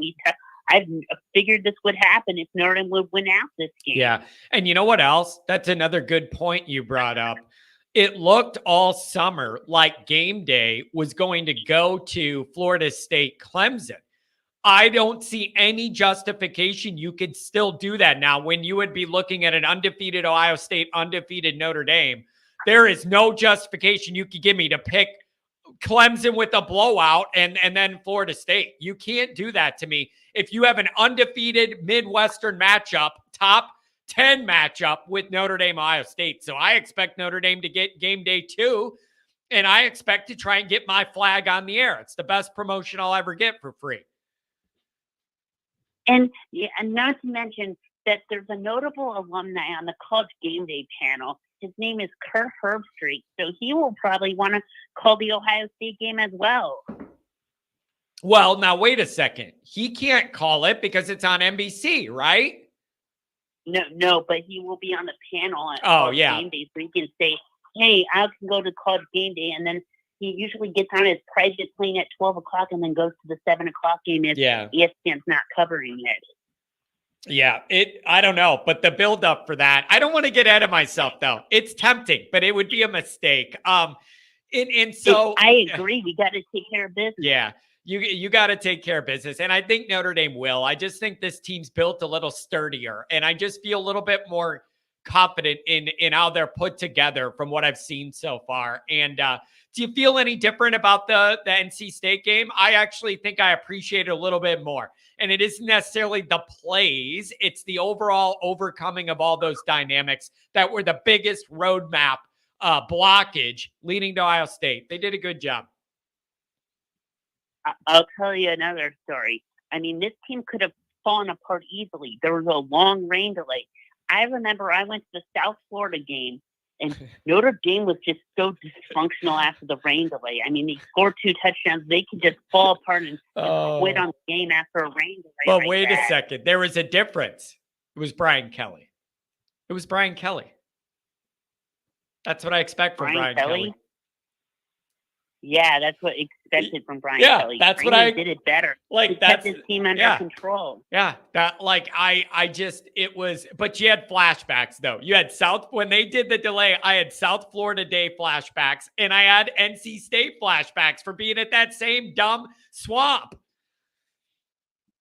I know, because I just had NC State flashbacks because I remember that day I was tailgating, and then. I mean, with my sister came up for the game from New York because my sister's in New York. And I remember sitting in the concourse, and it was one of the most miserable days of my life. It was so hot, and then it poured down rain. It was the worst day ever. Yeah. And so, listen, you're really familiar with campus. Anything going on this weekend? Anybody coming into town should check out? Like Friday, if they get into town from Chicago or fly in or something? Like, you're really connected. Is there anything going on that you would tell people to check out this weekend? I would probably go to the high school football game. I would go to St. Joe versus New Prairie. It's just down the street from campus. I would go to a high school football game as well. It should be a nice night because New Prairie has a good quarterback. That would be a good football game to watch. You know what? I like that. Parlay your Notre Dame experience with a little high school football to get juiced up in the football mood a little bit right down the road. I actually like that. That's a good suggestion. It's a beautiful stadium. Guys should check it out. It's right on the hill. I'll probably be at that game. I mean, high school football isn't as big as like in Texas or California, so there'll be plenty of room. Just go to a game in Indiana then. Yeah. Yeah, no, that's a very good point. So I don't know. This is just going to be interesting. Stay healthy, take care of your business this week, and then the whole media thing changes for whatever comes next, whatever it's going to look like. It's going to be a big deal. But Notre Dame needs to stay focused. I'm still not acting like you could have more talent than a team by 100 times, but if you make a bunch of dumb mistakes, that's how you lose a football game. Notre Dame's got to be on their business this week. You can't have anything silly or stupid happen, or I'm going to look like the dumbest one around. Yeah, because people, I think you already made this point. This is Central Michigan's Super Bowl. This is their big game. They're on, even though it's on Peacock, this is the game they circle the whole year because most of them are 3-star recruits and they're playing against 5-stars. This is their chance to get rated by NFL scouts because all the scouts are there, all the high recruits. They're trying to get in the portal to go to a big school. They're trying to get out of Central Michigan. They're not going to stay in cold Michigan. They want to go somewhere else. Yeah. Yeah. Nope. It's an interesting game where it's positioned here for sure. But I want to see this crowd have some excitement. Like usually a central home Notre Dame crowd wouldn't come with that much excitement. But I think there's going to be an extra kicker because we're undefeated and because everybody knows damn well what's coming down the road. I expect us to be excited. And I know my group's going to be. When Notre Dame's undefeated, every game's a big game because it all matters nationally. That's what I always tell people. When Notre Dame's undefeated or has one loss, every single game is a big game because it matters nationally to what happens with everything. So I couldn't be more excited. I'm excited to meet my people. Are you going to be able to come by to Tailgate? Yeah. Are you in the North Lot? Yep. Going to be in the North Lot all day. You won't be able to miss me. I'm going to have that flag up and you'll see our group and we're going to have a big fun group. We'll be there all day. Yep. Cause I'm going to walk because it's the one right down Bowler Road. I'm just going to walk down Bowler Road because my mom's going to drop me off. Yep, there you go. The tailgate. That's it. Yeah, you're going to be right there. And so that's it, my friend. And I'm excited to meet everybody, and it should be a good day. Thank you for calling today on a Monday and for donating. Yeah, have a good day, John. I'm excited to see you Saturday. Yep, it's going to be great. Always love meeting new people. Always love adding to the family. That's what this is all about. It's a family situation, people. Somebody said, I didn't highlight it, but somebody said there were a lot of bad officiating calls, but it's not like they did it on purpose. I just scrolled through there. I'm not going to be able to go back and find it. You know what my response to that is? You're refereeing Notre Dame. This is major college football. Be better at your job. Be better at your job. And you know what else that makes me want to ask? How in the hell, with the technology we have now, literally, with all the technology, man, you can have an artificial intelligence girlfriend, robots make your hamburger, jets fly you through the air to the beach, all the internet, all of this technology. Why do we still measure first downs with an old rope and chain? Has anybody else ever thought of that? Oh, we better bring the chain gang out. All the technological advancements that have happened in the last 100 years, and they're still doing the same thing to measure a first down with a rope. Give me a laser. Give me some digital whatever. And we're not killing all this time. And you just know right away first down or not. There should just be a laser sensor system. It's just funny to me that this game started before freaking cars. And now here we are 100 years later and they still pull out a rope. I don't get it. I really don't get it. Is the technology not that good? You're telling me you can't find a way to put a sensor in the football, and then when there's a goal line play, it can register whether the ball reached over the goal line or not and tell you in half a second. Yes or no, red or green, in or out. I just don't understand all the technology we have now, and we're still undoing a rope and stretching it out after 100 years. I just don't get it. I just don't get it. I really don't. 269, you're on the line. What's going on, brother? It's a chain, not a rope. We aren't cavemen. Yeah, right? Yeah. Like, dude, it just blows my mind a little bit that part of the game hasn't changed when everything else about it has. It's just interesting to me. How you doing? I don't think I've gotten the chance to chat since we kicked off in Dublin. Yeah, I'm doing well. I mean, listen, man, very rarely do I look at Notre Dame, almost a month into their season, and I can honestly say they're right on track. They're accomplishing their goals, the biggest ones, and things are kind of trending up. And the roadmap that we drew out all summer, what the beginning of this year would look like, pretty much is the one they're on. And that is a big change from how we're used to consuming Notre Dame football. I look at that as progress, and I'm encouraged. Where are you at? I'm right there with you, and I think that there's some, at least in my perspective, there's some added gravy on sort of what you said is staying on track, and the fact that I don't know if maybe I'm alone in thinking this, but I feel like we've become so far this season a lot more marketable than we have in the start of past seasons. Well, buddy, I think that buddy, think about it. Think about it.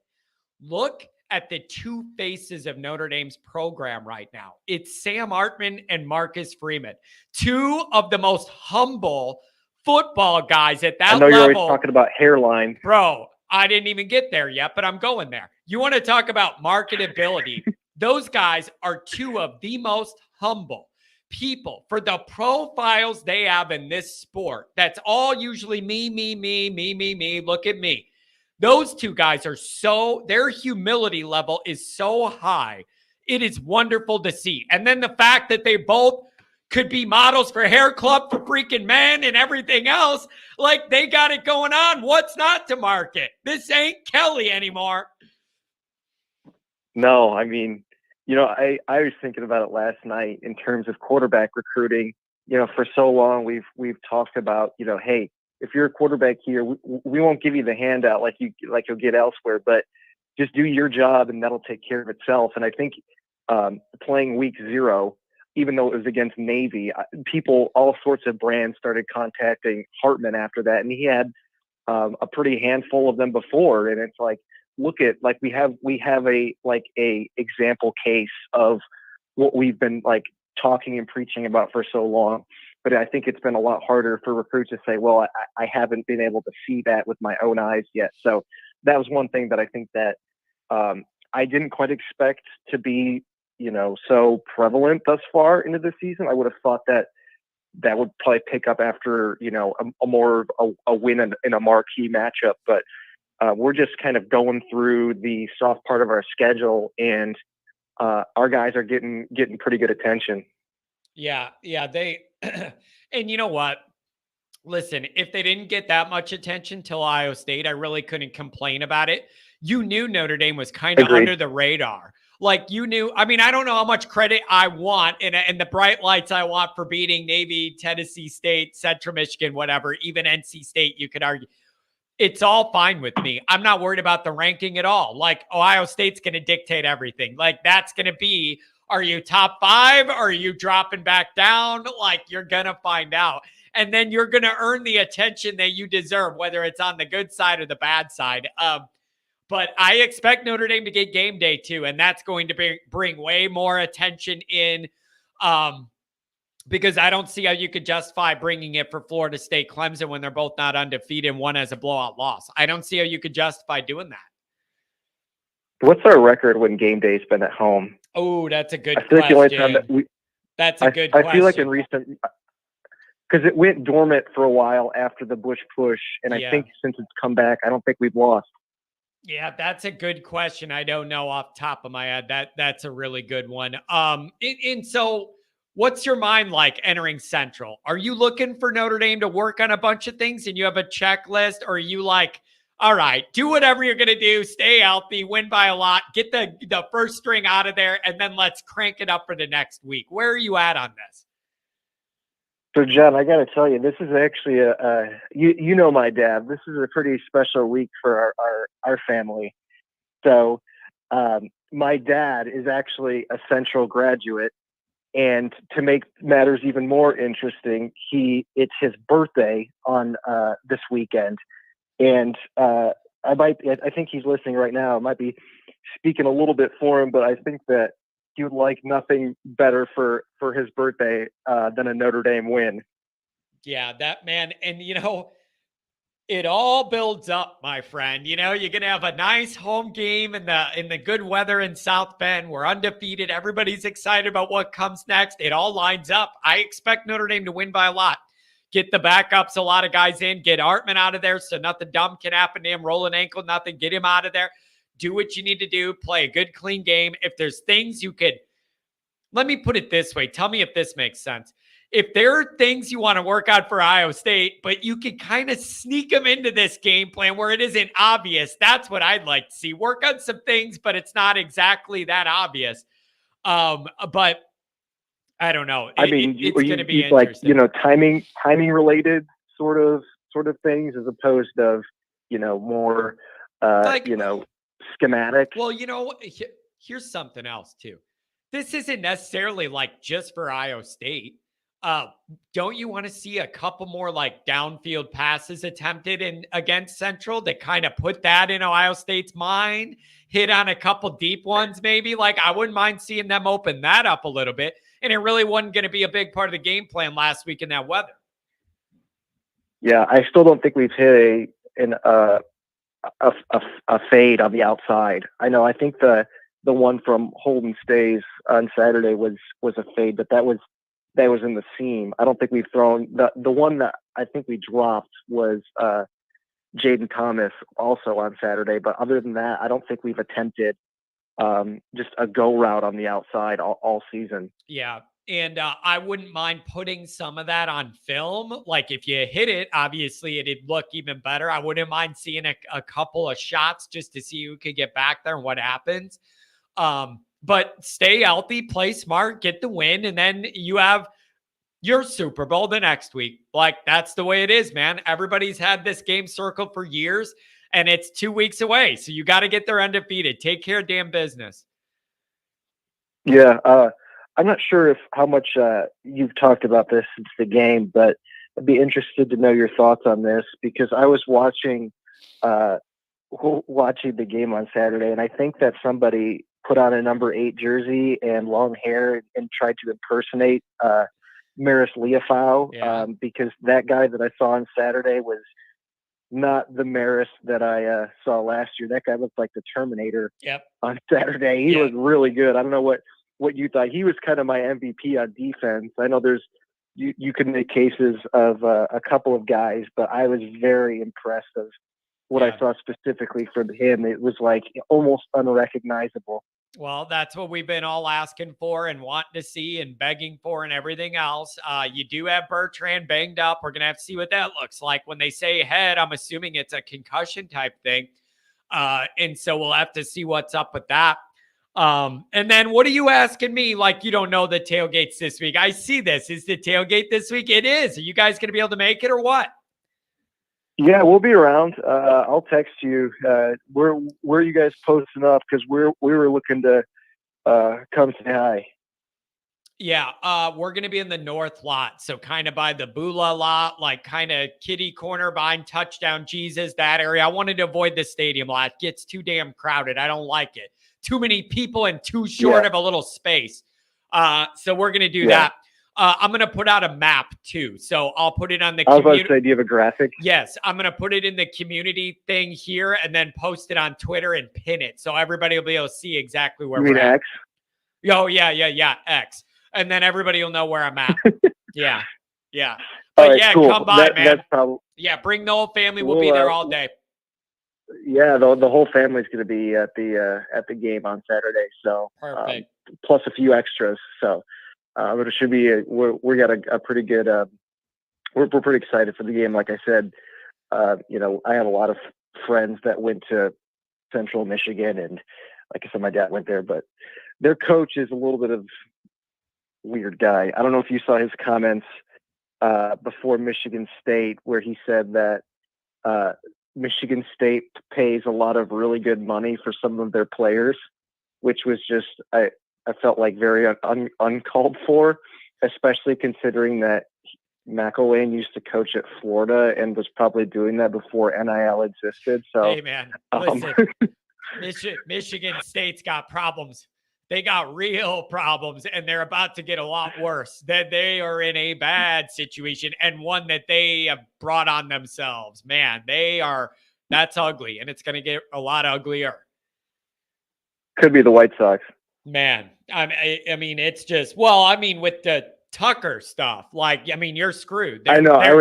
They're just totally done. I was kind of joking. Oh, buddy. Yeah. That's going to be really bad. So it's like, oh, woof. That's going to be awful. So I don't know, man. This is the excitement's building, and I don't want to get ahead of myself, but Notre Dame's trending in the right direction, and that never happens. And so I'm not letting anybody bring me down. Let me enjoy it while we're still undefeated, okay? Agreed. Oh, man. Anything else? What else is on your mind? Not a whole lot. I was very impressed. I thought that I liked how we ran that as John Gruden would say, spider two wide banana. Yeah, it worked perfect. And then hey, you're gonna have to hit Olden Stays a little harder than that to get him out of bounds. I got news for you. That little tap ain't gonna do it. Well, it's like he pushed him in the wrong direction too. He pushed him up the field, not to the sideline. But I was very impressed on that. The flow in the fourth quarter, 2 stays, the play action. It wasn't one of the bananas, but it was that more so corner route that he did, and Hartman really floated it. Which when you see that originally, initially, it makes you kind of nervous in case there's somebody back there, but the sort of trajectory that the variety of trajectories, I guess, that he throws with is like really impressive and something that we haven't seen a lot of. Not to mention, I was going back to the Y banana thing. It's like, when was the last time we saw that? I think that Charlie Weiss and Jimmy Clausen might have been running it the last time we saw it. We definitely haven't seen it in the Kelly era or in Marcus Freeman up to date. And, I think that's just Jared Parker, who I was very critical of at first, but he's kind of like a silent assassin offensive coordinator. He's like, he's not the big name. He doesn't, he's not known for a particular type of offense or anything like that, but he's very multiple in what he does. And just, thus far has been getting the job done. Yeah. Yep. So I'm just trying not to get ahead of myself, man. And it's going to be a challenge for Notre Dame fans all week. It really is. You know what I mean? Like it just watch is. the Bears if you don't want to get ahead of yourself. Oh, buddy. It's bad. It's bad. But I don't know. I'm excited. The energy's going to be high for this weekend. Should be good weather. Notre Dame undefeated. I'm excited, man. These are the times it's fun to be a Notre Dame fan. Everything's in front of you. You're playing decent so far. No losses.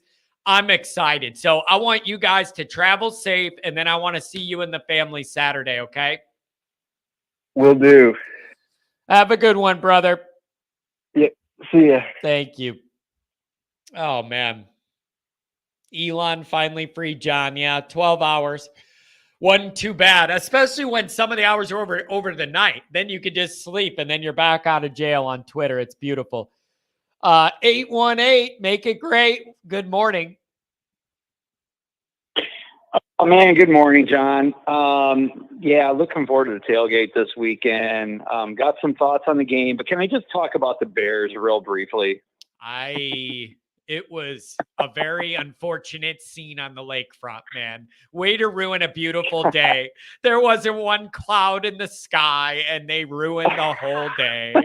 They had to ruin it. Yeah, it's just so bad. It's so far below even my worst. Go ahead. I'm done with them. Go ahead. No. I watching that, and I'm just like you, John. I put no emotional weight in the Bears. I really don't. I mean, when I'm watching it, I'll get mad here and there, but once the game's over, I can still watch NFL games on Sunday if the Bears lose. Yeah. It doesn't really. Yeah, if Notre Dame loses, I want nothing to do with college football because I'm like, I just know at some point I'm going to hear some announcer mention, well, Notre Dame was upset today, and it just sets me off, and I just don't want to hear that. So it just ruins my college football week if Notre Dame loses. But with the Bears, it really doesn't matter. I'm a Detroit Lion fan this year, man. There you go. Detroit. Yeah. There you go. That poor team, that poor city needs so much help, and their team looks legit. And you know what? I'm totally okay if Detroit takes that division and goes on to do good things, man. I mean that. But boy, you get Aaron Rodgers, and I'll stop after this. But you get Aaron Rodgers, you get him away from the Packers. Oh, and by the way, just like the Sammy Smooth thing, I'm glad you adopted that line. I was saying Aaron Rodgers owns the Bears for years before them. Like, this guy owns us. He should take out real estate on Wacker Drive, and this guy owns Chicago. Or where, and then he said it, and I'm like, yep. And I can't even argue with him. He's 100% correct. And it still didn't matter. It was the same story all over again. It's just, dude, how can you lose to your rival? We are 3-18 in the last decade. Anyway, I'm done. I don't want to talk about it anymore. It was on to Notre Dame. Yeah, go ahead. Yeah. Yeah, man. Look, just like you said, man, to win 45-24 in a game in which I was feeling very nervous for a while there, man. When we got that long delay, I'm like, is this going to be a Chicago Cubs situation where we come out and we win that game when the momentum was going the other direction, or is this going to favor NC State? I just didn't know what to think. Estimate takes that, handoff, runs it to the house, 80 yards. Started feeling a lot better, but as that game was going on, and I had to work, so at one point I was like, I timed it specifically so I wouldn't have to go to work till after the game was over. And of course, with that delay, it was like I was nervous watching it. And then when I saw 38-17 at one point, I'm like, oh, thank God. then I came home, rewatched the second half. But Hartman fumbled the ball a couple times. He lost one of them. He had overthrew some guys. Some guys were getting caught up in their some of the blocking schemes. Some of the receivers couldn't get separation once again. I'm nitpicking here. Again, here's the thing about the defensive line, man. I think they're playing really, really, really well. Because what they're doing is they're allowing the linebackers and in some cases the safeties and defensive backs to make plays, but they're holding up the line of scrimmage. They're not getting a lot of major penetration, but they're not getting pushed backwards either. And that's what I like about because I think the Golden understands the strength of his team, and he's playing to the strengths of his team. They look really good defensively, John. I mean, they're number 7 in the country in team defense. They're number 4 in pass efficiency defense. I think they're number 20th in scoring defense or something. They're number 12, I think, in overall scoring offense. They're a real balanced team right now. Obviously, the receiver, but I told you, John, it might take them a few games in the year. We're going to be a little frustrated with the receivers at first. I thought that going into the year, well, and we're seeing that right now. We're at the end of the line. Like, as far as those training wheels go, we're at the end of the line. So you better break out of your shell or have a breakout game or figure something out for it all to click, because this is it. This is your last warm-up, and then plays need to be made against Ohio State. Like, plays need to be made. Big plays. 100%. They need to be made, damn it. 100%. Like, and I kind of saw that coming. I'm like, I think it's going to take maybe right up until that Ohio State game, or maybe this weekend's the game it happens. But, I like the fact that different guys are, it's not like he's focusing on one receiver, and that's because we have a really good quarterback. I mean, and I do like the development of the tight ends, Holden Stays, Mitchell Evans, we get back Raridan in a week or two. That's good to know. And that's going to help the receivers out, obviously, because you got more bodies now you got to worry about from the defensive standpoint. I don't think we've really broken out with our running game as much as we could too. We're just really balanced. I think they are saving a couple things.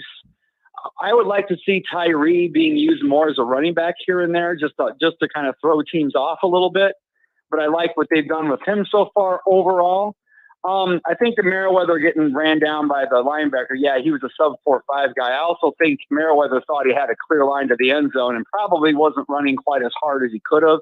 Not that I'm saying he wasn't playing with effort. I just think he had a clear path and then got caught from behind. I don't know if he had saw that guy, if he would have necessarily had that happen. Having said that, these are nitpicks, John. These are nitpicks. That game, John, we could have been up a lot more early on. I mean, there was several times where we were in a third down situation and receiver runs a weird route, ball gets overthrown or whatever. You know what I mean? Yeah.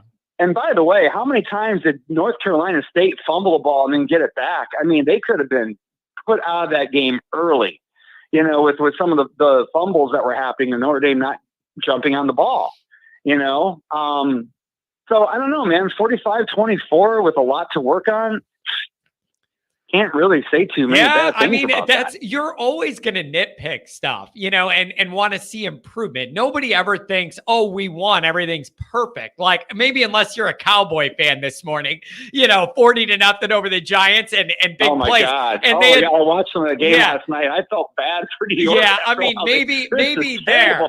I'm like, as a Bears fan, it made me feel a lot better. Yeah. I'm not going to lie. I'm like, holy crap, this is horrible. Maybe if you're them. It's just horrible Go ahead. Yeah. Maybe if you're them today, you could be like, yeah, that was about a perfect game. You got scores from, all three phases of the team or whatever. But like, you want to nitpick areas to improve, but overall they accomplished the mission. Notre Dame understood the importance of that moment and the importance of that game. Notre Dame fully understood you had to get back on that plane with the win, no matter what you have to go through and how long the day is and a pain in the ass day and everything.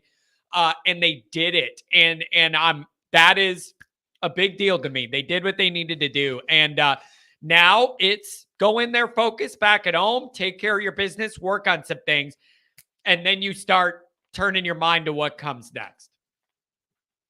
Well, and it's like John, you said that. We mentioned that, I think, in the the Friday. I don't know, when the hell was the last game? Was it Friday night? There was a show Friday night. Anyway, we were talking about like, would you like to see a game in which Notre Dame is kind of pushed a little bit? I think that was it. And yet I would have expected a game like that where Notre Dame was pushed a little bit for that score to be a lot tighter. And we were talking, maybe 10, 13, 17-point victory. They ended up winning by 21. So. And you know what else about that? Can I mention something? I'm being pushed. Yeah. Yes. I actually like that I felt like Notre Dame was pushed, but not necessarily because like the other team was beating the crap out of us or whatever, but it was circumstantial push. Not like we're bad push. I agree. The weather, there's not that is getting pushed in adversity and you couldn't do anything about it. The bad officiating was that too, and you couldn't do anything about it. Like, it was a tough day to win a football game. It was just a tougher set of circumstances to win in than normal. And Notre Dame passed that test, and I'm happy for them. Eat all the hot dogs you need to. Like, I'm happy about that. I'm happy about that. Eat your hot dog. I didn't feel like North Carolina State was playing over their head. At the same time, I didn't feel like we weren't playing bad. Like you said, it was just sort of the circumstances of the game. And yeah, they were hyped to play the game. In other words, I think you put other elite teams, maybe with the exception of Georgia. We don't know how good Georgia's going to be this year because they're playing nobody for you think Michigan plays a high school schedule. Oh my God. Georgia plays nobody for 7 or 8 weeks. Yeah, Having said that, they probably are the elite of the elite this year. Let's be fair. But other than them, I don't know if any other team coming into that game would have fared how the elite teams would have fared any better. I don't know, man. I'm looking at this game in a couple weeks and I'm saying, I hate to say this now, but I think we're the better team. I think we're the better team than Ohio State this year. And that guy that put 40-7, come on, you really think we're going to be? Look, if we could beat 40-7, yeah. Consider me brain dead at that point, man. I just don't see it. If they win the game, it's going to be tough. It's going to be a tough game. It's going to be because I just can't see Notre Dame getting blown out like that. Not with a 6-year quarterback. I just don't see it. I don't see that happening. So I'm not saying Ohio State can't win. They certainly can. If for no other reason than they're in our head a little bit. I think they're in our head a little bit. I hope that Marcus Freeman overcomes that. Okay. So anyway, John, I'm going to let you go. Get your last call if you have one left. And if not, gearing up for the tailgate, I'll text you off. I'll text you through the week about just any particulars, things of that nature.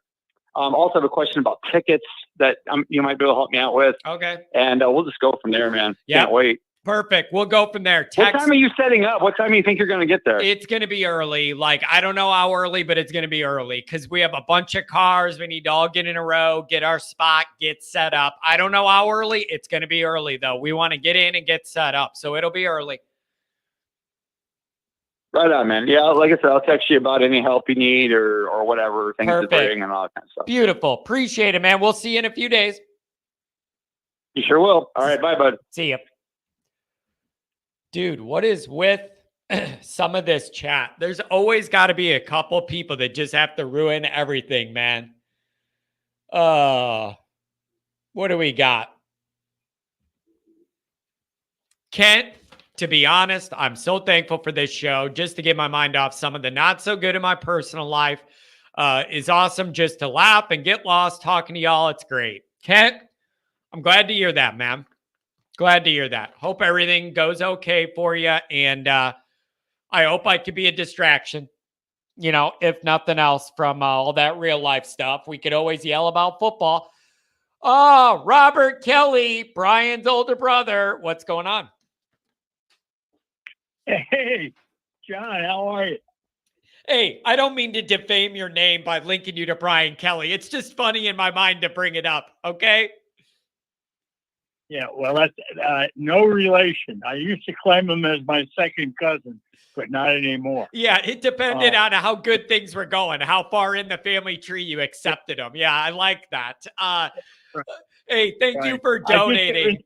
Thanks for the donation, my friend. Right. What I wanted to touch base, I sent you in a few bucks on Saturday. I had my credit card in my hand, but hey, I'm calling from Atlanta, SEC country. What the last gentleman just said about Georgia, I agree with. But, now, like, the only one that can say they don't play that type of football is USC. And I'm sorry we ever scheduled those guys. But so here's another thing. I've been watching, and all these people saying that Freeman's going to Ohio State. Freeman's not going anywhere. Man, I mean, I'm glad you bring this up. I highlighted that chat. The one troll that is in here to get us all mad said, and I highlighted it. I was going to hit it after the calls. He said, if Notre Dame doesn't beat Ohio State, the season's over and ruined. And if Notre Dame beats Ohio State, then Marcus Freeman's gone. I don't see it that way because if he could beat Ohio State at Notre Dame, then you don't need to go somewhere else to get elite results. He would have what he needs here. I only saw him leaving if he felt like the administration was blocking him from getting over the up here, and he needed to leave to be able to do it. If things are going here, there's no reason to need to go somewhere else if things are going good here. Well, Freeman, the difference in Freeman and Kelly is right away we learned he's got what you call character. Well, one's a prick and one's a nice guy. Right. And he's not going anywhere. If we win the whole thing, they may come to him and throw dollars at him, but he's not going to leave after 2 years. We did him a favor, not a favor, but gave him his first choice, and his character, his family, his parents. He's not going to jump ship and say, I'm going to Ohio State because they're giving me more money.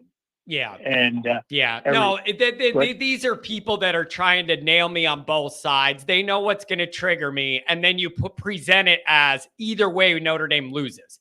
If we lose the game, we lose. And if we win the game, we lose. Like, I'm not letting that happen. But if things go well at Notre Dame for Freeman, he has no reason to need to leave because he would have what he needs to compete here. The only way I see him jumping early is if he feels like Notre Dame's holding him back for being able to compete. If he's able to compete, you don't need to leave then. Right. I mean, I don't want to, honestly, I really don't even want to talk about it, John. Good. We don't have to then. I like that, actually. We don't have to talk about it. That's how I see it. Well, and now, the other thing. Let's not really talk about Ohio State. We don't want another Marshall to happen. Yep. Let's think about what we got this weekend. Yep. What offense might want to sneak in there and get some plays to look at to get ready for that. But let's us as fans look at Central Michigan. Let's take care of our duty there. I mean, everybody, all the press down here had North Carolina State beating us, and Yeah. And then we go and we're number 9, Alabama's number 10. Well, when if we lose, we'll drop down to 23. Yeah. And as far as I'm concerned, Bama's out of it now because LSU will knock them off for us, and they won't be in the picture of 4. But one thing I'm concerned and I want to ask about is Merriweather. What's the story? I thought that he would be a big receiver this year. And what are you thinking, John? Man, it feels to me like there's still a lot of thinking going on with him. Like, I just feel like he's still in that mode of like thinking about what he needs to do out there sometimes, rather than just more of like reacting and making plays. Like in football, usually the more you have to think about what you're going to do, usually the play's done by the time you figure it out. Like it's obvious that there was like some thinking, like the first ball that he dropped in the first game right to him and nowhere close to catching it. Like you could see the guy's wheels spinning in his brain. And I feel like with his physical skill set, if he could just think less and react more, it would benefit us all. Definitely. Okay. I agree with all that. Maybe right now he's, like you said, he dropped that first one. He needs a catch one and take it 35 yards for a touchdown and change, because I think he could become a big factor in the rest of the season if he gets the cobwebs out of his head and everything. And I think the running game, that 80-yard run, turned that game around big time last week. And I'd like to see us try to run the ball a little more this week and get some guys to get some yardage and everything. But Yeah. I just, and one other thing I want to go back and get you for. Everybody, remember our first home game, and you guys were talking about they were selling tickets in Chicago? Yeah. Well, that stadium was as full as it can get. The crowd was, the student body was great. And I knew that you guys were getting some bad information thinking that stadium wasn't going to be full. I'll tell you what, it'll be full again this week. Well, yeah, but these everything. are different circumstances. But it makes sense, though. It makes sense, though, now, because now everybody's excited about Ohio State and we're undefeated and we won our first big test. I fully expect more people to show up with all that momentum this week. But wait a second, though. But wait, what you're saying I could push back on, and I could go, yeah, it was a full stadium because they ran those damn deals they usually don't have to on AM Chicago radio, and everybody bought them and drove over to the toll road. But I don't know, man. But it's going to be a good environment. Let me ask you this. I think you're going to get some extra juice in that stadium, more than you would usually get for hosting Central Michigan. I want to feel from the fan base that the momentum isn't just we're excited about today, but we're excited about what else is coming too. I want to be able to feel that. I want to feel momentum and excitement bigger than just that one game. I want to feel it building and what the next week's going to be like. I want to feel it in the building. Are you going to be there next week? Nope. Are you going to Ohio State? Nope. No, I am not going to do that. Man, it's very hard for me because if I go to the big games, then I lose all of the YouTube run of doing these shows and all the revenue and everything that comes with that. So it's like, as much as I want to be there, it's bad for the brand when I'm there and I can't do this. So it's tough. No. All right. But you're going to be set up on Saturday at South Bend with your. Oh, yeah. Do you do your show from there and everything? Don't have good enough service to make that happen there. Notre Dame has really bad service when there's that many people in town. So it'll be more of a meet and greet tailgate, man. Drinking a couple beers, talking Notre Dame with the folks. Well, I'll have a couple of beers down here, getting ready to watch it and everything. But I love the show. I love you, John. You're just a little identity. I mean, I'm a Soulboy guy from 1967. There you go, and, man. I just like you, love the university, and I just hate when people start talking about things they don't know, and so we don't need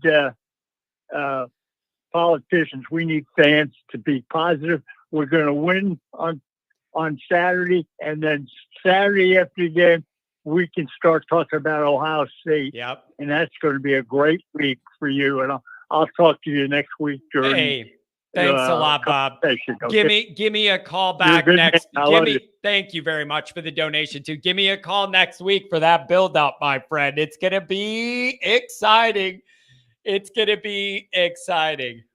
Joe says, yeah, no working at your tailgate party, John. Hey, stop it, you guys. Why are you trying to get me to yell about ESPN, man? You guys are just wrong for this, baiting me into trying to get me to lose my mind. He says live stream from the parking lot. Live stream from the parking lot, bro. I don't even get text messages or phone calls, and you want me to use the Wi-Fi from the parking lot, bro? Are you out of your mind? I don't even get phone calls. I don't even get text messages. Wi-Fi. Bro, somebody better bring in 1994, that big spool of internet cable and run it from my phone to the nearest building or something. Wi-Fi. Are you out of your skull? What are you talking about, Wi-Fi? I can't even get a text message in this town. Notre Dame, oh, what's the endowment? $90 billion every year, all the money Notre Dame has. You come in there for a game and you can't get a cell phone call. You got to be shitting me. Put a bigger signal on the dome or something. I'm sorry. It's Notre Dame. You should be able to get a phone call or send a text message when you're in town. I realize when it isn't a game, there's nothing going on there and nobody lives there. I get it. But on a game day, you got 200,000 people there. Make a bigger signal. Call AT&T and go, these 6 days a year, open up more of a signal into this farm town.